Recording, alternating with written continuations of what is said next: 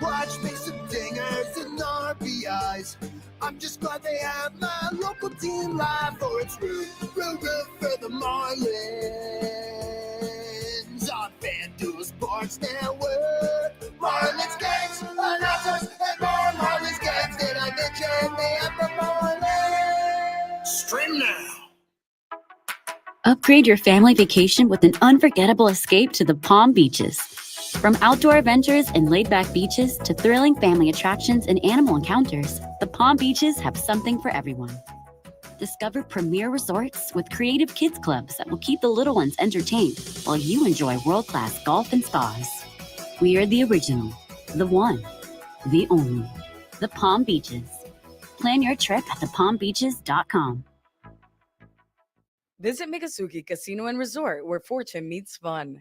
With over 1,800 slot machines, high-stakes bingo, 24/7 poker, and exciting high-limit slots, there's something for everyone to enjoy. From luxurious accommodations and exquisite dining at La Brisa to live entertainment and handcrafted cocktails at Temp Lounge, we thank you for choosing us as the premier casino, resort, brunch, and date night spot in Miami. Reimagined, redesigned.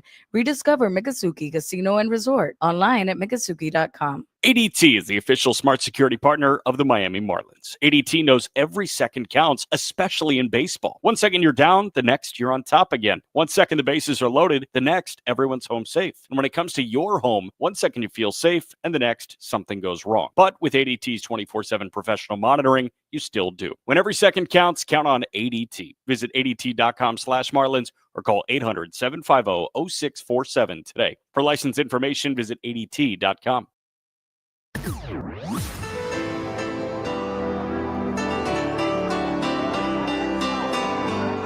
Thanks for listening to Miami Marlins Baseball.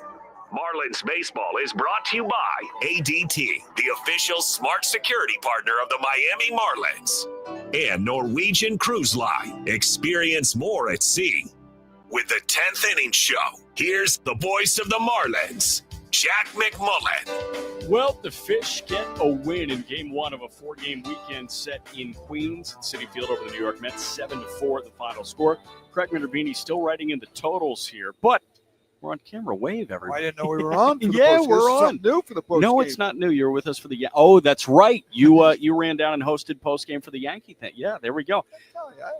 Yeah, so let's recap this puppy. I want to start with Adam Mazur here, actually, because Mazur, it was a rough first inning of work, right? He allowed 2 runs on the 2-run double from Brandon Nimmo. After that, it really felt like Mazur settled in today. The final line on Adam Mazur: 4 innings, 4 hits, 2 runs. He struck out 2 and walked 1. He was just recalled this morning. Yeah, he probably found out yesterday that he was going to start in the big leagues today. How do you feel like Mazur started? I think he did a great job, especially, it's a tough spot. The Mets are red hot. They've had 8 wins in the last 11 games. They're the back page story in New York now. The fans are jacked. He had to face all that coming to New York. He gives up a hit right off the bat. Then he gets an out, and then a double, and then a 2-run double. 4 batters in, he's down 2-1. I thought it was a great response for him after that to come back, pitch well, got out of those innings, only allowed the 1 hit in the 3rd. He got a little trouble, and he got a big out in the bottom of the 4th with 2 on and 2 out as well. 1 walk, really good. Like I said, if you told the pitching staff, the coaches, and Clayton McCullough that he'd give you 4 innings, allow a couple of runs, and keep you in the ballgame, they would take that. And they didn't want him to face the top of the order. It was pretty tighty, too. Yep. 60 pitches. Maybe next time, he gets a look. He's going to get a couple of starts. Maybe he gets a look at the 5th inning. But he certainly gained some confidence with the staff and put the Marlins in good stead to win a ball game. Offensively, it felt like the Marlins really applied pressure on the Mets today. They forced some defensive miscues. And you mentioned it during the game, a good defensive team in New York here. How do you feel like the offense attacked this one? I love it. Marcy was running in the 1st. He scored. They had a stolen base later. They also put the ball in play, and that contact with the runner on 3rd base constantly running. Look, there are times it's not going to work. We saw it on the homestand.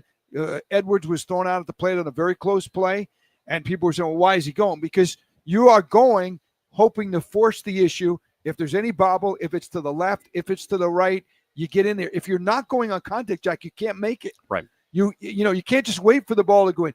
I like the fact that the Marlins didn't play the waiting game today. They came at you. They played aggressively. It looked like it was their game plan. They scored on 2 ground balls to Jeff McNeil on great base running by Edwards and Hicks to get in there to get runs on those plays. Didn't have the long ball in this game. They had, 9 hits and not many extra base hits, too. Did they have, just looking quickly, single? I don't think they had an extra base hit in this game. They did not have an extra base hit in this game, yet they played at 7 runs. So that's big. That's what we're talking about, and they took advantage of New York Met errors. Last one for you. This felt like a big win for a couple of different reasons. Number one, going into this weekend, you see Jonah Tong, who leads all of minor league baseball in strikeouts, make his major league debut in front of a packed house here at Citi Field. You have no idea which way that game is going to go because Tong is making his debut on a Friday night in New York. He could be nervous. He could also be electric tomorrow night. Based on the way Nolan McLean is thrown, you feel like he could be electric. Then you see an all-star in David Peterson, and you see a guy that has pitched very well previously against the Miami Marlins and Kodai Senga on Sunday. It also felt like a big win based on what happened the last 2 games in Tuesday and Wednesday at home against Atlanta. Which one do you feel like is the larger story here based on the last 2 losses or going into this weekend? I think going into this weekend is the bigger deal. The bounce back, I agree with you, because it didn't feel good yesterday. And not only that, it's not just yesterday. It's the complete. They lost 14 out of 20. Yeah. There was a time a month ago they won 14 out of 20. Yeah. So now we sort of leveled that out. But I'll give it to you from this angle too. You got Major going against a hot Met club, and you wind up winning the ball game. Now you have your we know how good their pitchers are. Yep. Let me take Perez, Cabrera, and Sandy coming at you. That won't feel good for the Mets either. So They win the game with the guy called up. That's huge. Now you got a chance to really get a couple of wins in this series, if not more, coming into a very tough series with your 3 best pitchers. And we will talk about it tomorrow. I look forward to it on camera. All right. We will not step aside. Instead, we'll hear from Agustin Ramirez. It had a really hot day today. Agustin hit a ball 115 miles an hour. The swing was looking real good. He was standing by with Steven Strom and our translator, Louis Durante. All right, Augustine, how did you see your team get off to the right foot on this road trip? Sí, como viste tu equipo empezar con el pie correcto en esta gira. No, súper bien. Salimos a competir como siempre y eso es lo que estamos haciendo, compitiendo y dando lo mejor de nosotros. It's great. You know, we go out there to compete as always, and we're giving our best out there. What does it mean to play in New York? Es muy divertido, ¿sabes? Yo tuve mucho tiempo aquí con los Yankees en ligas menores y ahora juego a Grandes Ligas. ¿Sabes? Tengo familia aquí, es muy divertido. It's just a lot of fun. You know, I was here for a long time with the Yankees in the minor leagues, but I also have family here, so it's a lot of fun. Where do you think the swing is at? El mío. It's swing. Yes, offense. No, tengo una rachita ahí, pero ya estamos compitiendo y ya estamos mejor y queda un mes de temporada y vamos a romper ese mes que queda. Yeah, we're just trying to pick it up. There's something cooking, and I think there's a lot of season left, and we're gonna do well. What have you learned through the success and through the failures up here? No, aprendiendo a ser un líder, tratando de la comunicación con los pitchers, mejorando como catcher y mejorando como bateador también. Yeah, just trying to be a leader for the team, you know, working with all my pitchers, you know, trying to improve as a catcher and also as a hitter as well. All right. Huge thank you to Steven. Huge thank you to Augustine, and huge thank you to Louis Durante as well. It was a 7-4 win for the Marlins over the Mets. And oh, by the way, that was win number 63 this year. So the Marlins officially surpass their 2024 win total. We will step aside. Highlights when we come back on the Marlins Radio Network. No, there's nobody catching him on the American League side. 1-1. That one lined up the middle. That is down for a base hit. Marcy around third. He will come in to score, and the Gus Bus does drive him home. Agustin Ramirez with an RBI knock, and that's some breathing room for the fish. 5-3 in the bottom of the second. 0-1 pitch.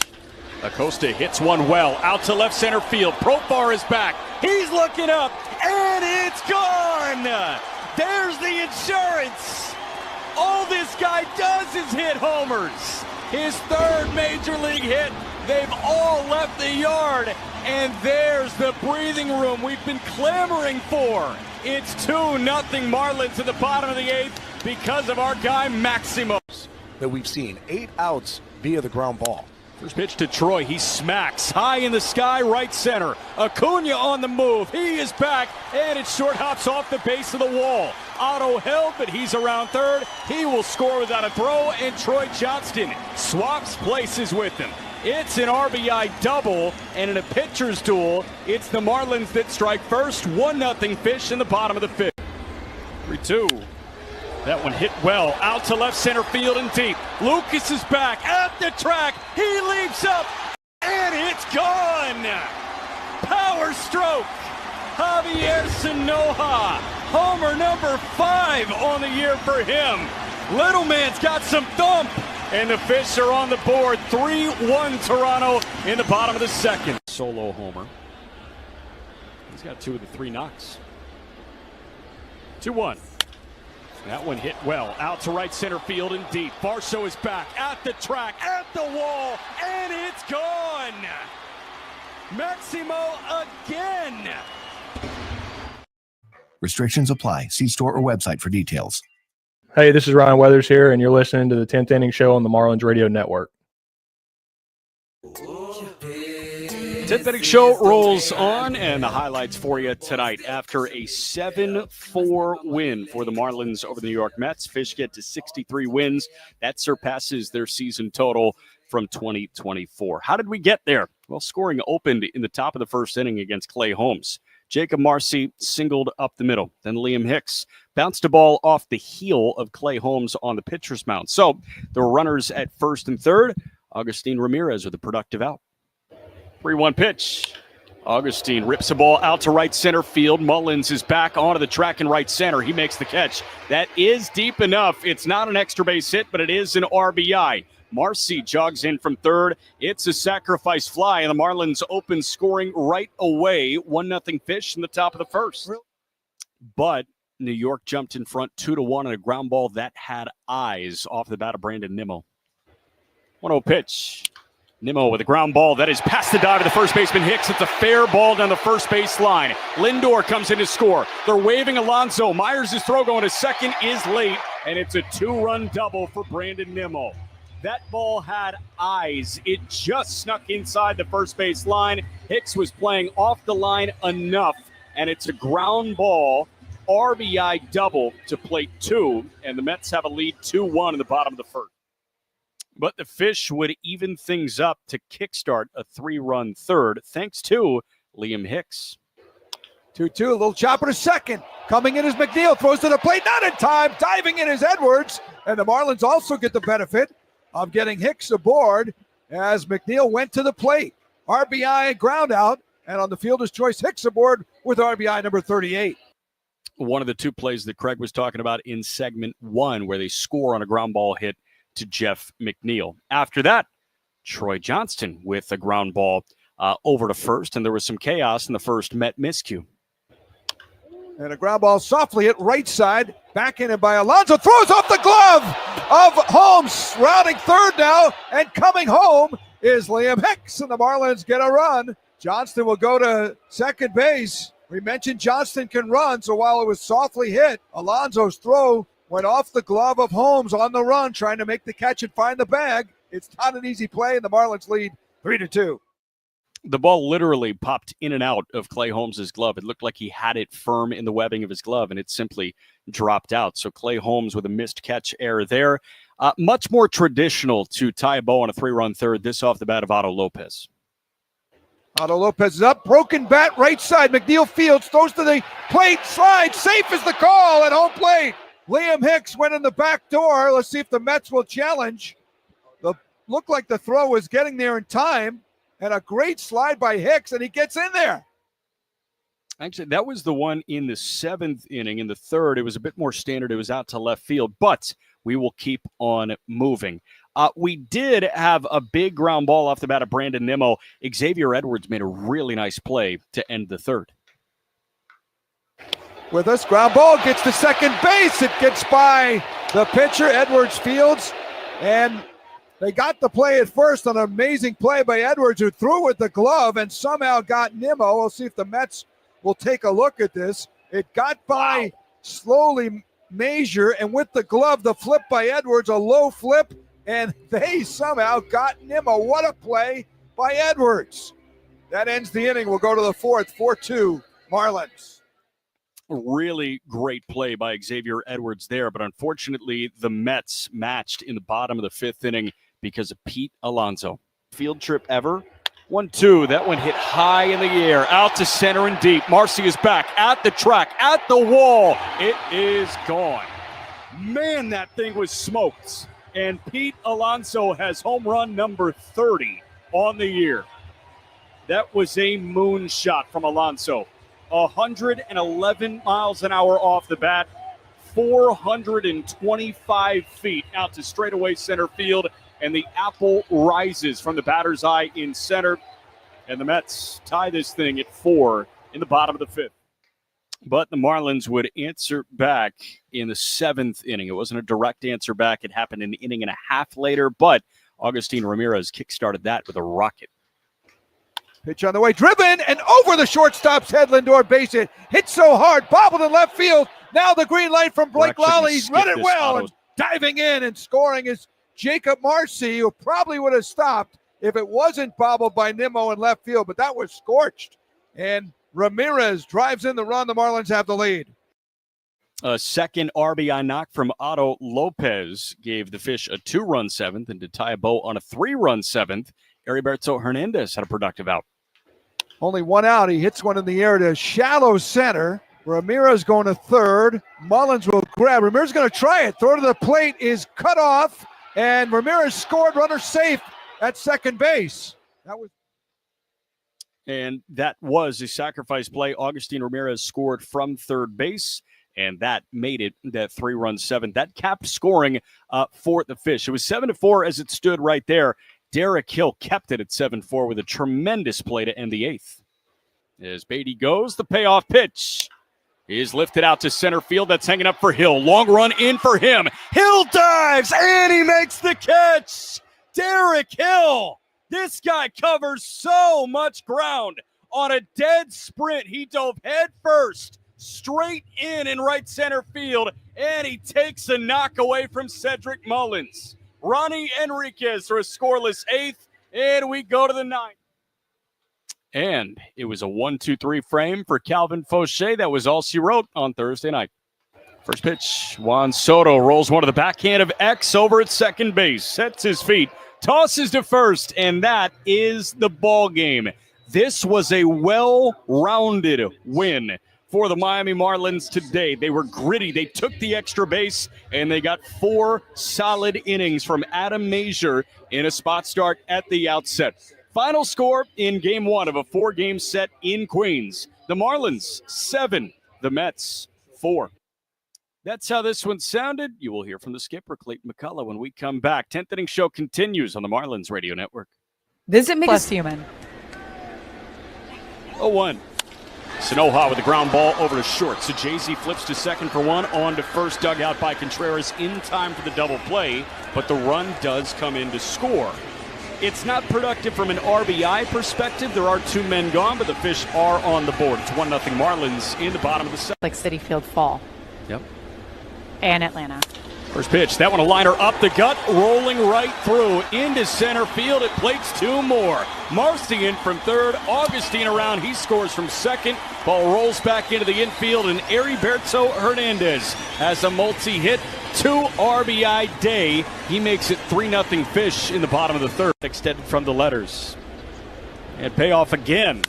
That one a bouncing ball up the middle. That one is through for a base hit. They're going to wave Hicks around. Nootbaar's throw is going to third. It beats Hernandez by plenty. They tag him out there, but Hicks does come in to score. It's an RBI single for Troy Johnston, and there's some more breathing room for the Fish. It's 4-1 Marlins in the bottom of the fifth. Acosta hits high in the air, out to center and deep. Nootbaar is back at the track, and it's gone. Maximo, the first hit of his career, is a big fly. Maximo Acosta, 418 feet later, is in the hit column. And it's 5-2 Marlins in the bottom of the sixth. Someone get him that baseball. Now. Here's the pitch, and it's cut on and missed. Sandy is fired up. It was perfect. A sinker at 93, dove to the lower inside edge. It's a season high. 9 punch-outs for Sandy Alcantara, and he looks like Cy Sandy tonight. Get it right. 10th inning show rolls on here. It was a 7-4 win for the Marlins over the New York Mets. Let's hear from the skipper, Clayton McCullough, after this one. Adam, just give me your overall thoughts on how tonight went. Yeah, kind of got a little unlucky in the first, but was happy with how we bounced back and just kind of kept my head down and tried to keep making pitches. And you're in a moment. Clayton, did it feel? Was this the most complete game you guys have had in a while? We certainly did a lot of really good things tonight. I think I think on the bases, we ran the bases really well. I mean, a couple, with X and Hicks's jumps on contact there, they were spot on, and we put enough balls in play and kind of death by 1,000 cuts, stringing some singles together and able to score. I thought our guys ran the bases well. We had really good at bats against Holmes and Soto, and so it was really good offensively to see us create some opportunities, cash in on the ones that we got, a couple sac flies, moving the ball around. So from that end, very good. Derek Hill's catch, they're late, potential game saver right there to close on the ball the way he did. And so, a lot of good things on the defense and offensive side. And I think pitching as well. Adam Mazer, getting the start today, and he threw the ball really well. And, getting there and had a chance to be aggressive if we had a lead there coming back where they were in the lineup, and felt we had the ability and guys to piece the rest of it together. So great job by Gibby and really all of them that came in, behind Mays. What about major stuff that you believe can play at this level? I mean, we saw the velocity up until, getting like 97s, and the slider was short and hard, and he's got the slower breaking ball as well. So he's got, a 2-seam, 4-seam he can throw, a couple fastballs with multiple secondary offerings that he did a good job of getting some in the zone, and then the ability to, go strike to ball with those pitches. So he seemed very composed out there tonight, and, give up a couple in the first inning, and then for him to, go right back out and put up zeros was huge. Is it when your team is going, is it a sign when they're taking advantage of the extra outs? Yeah, I mean, it is. In big leagues, you don't usually get a lot of opportunities like that. And when you do, and when someone provides, extra out or, the base on ball, you want to be able to capitalize on those, because it's hard enough just to get hits. And so when you are able to get maybe some fortuitous breaks on your side, to be able to take advantage of those is critical. And what kind of impact did Cade Gibson leave for you tonight? Yeah, Cade was great. To come in there and to go 1+, run, 5 or 6 hitters, through there, keep the game where it was a huge part of that win. You proved this team has proved all year that you're not pushovers. And could you talk about how proud you are of your team, that you guys are not easy to beat? I guess I'll take that as a compliment. I think it's as much our group from day one has shown a real fight and some tenacity, and we've seen that in a lot of games that we've come back in late and won, as well as going through some tougher stretches that are able to flush what has happened and come out the next day and go out and really compete hard and play the game the right way and give ourselves chances. So, I continue to be incredibly proud of the resiliency and toughness that our group has shown. In that 7th inning, what goes into leaving the lefties in letting Marcy and letting those guys go?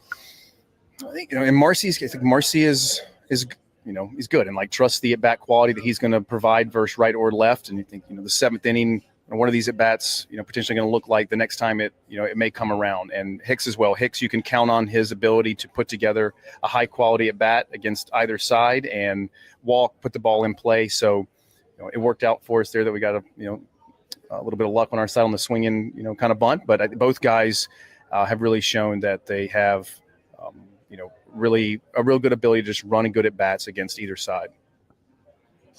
Thanks, Clayton. I'd take it as a compliment too, Clayton. Heck yeah, 63 wins on the year. That surpasses the win total from 2024. Let's hear from Adam Mazer after this one. Mazer went 4 innings, a 2-run ball. The 2 runs against him came on a 2-run double from Brandon Nimmo on a ground ball down the first base line in the bottom of the first. He settled in really well. We talked about it all night long. Let's hear from Adam on how his start went. Adam, just give me your overall thoughts on how tonight went. Yeah, kind of got a little unlucky in the first, but was happy with how we bounced back and just kind of kept my head down and tried to keep making pitches and go out there and try to go as long as I could in this game. Was the plan 2 times around the order for you? I had no idea going into it. Just trying to go out there and give us a shot to win at the end of the day. What'd you like about your stuff tonight?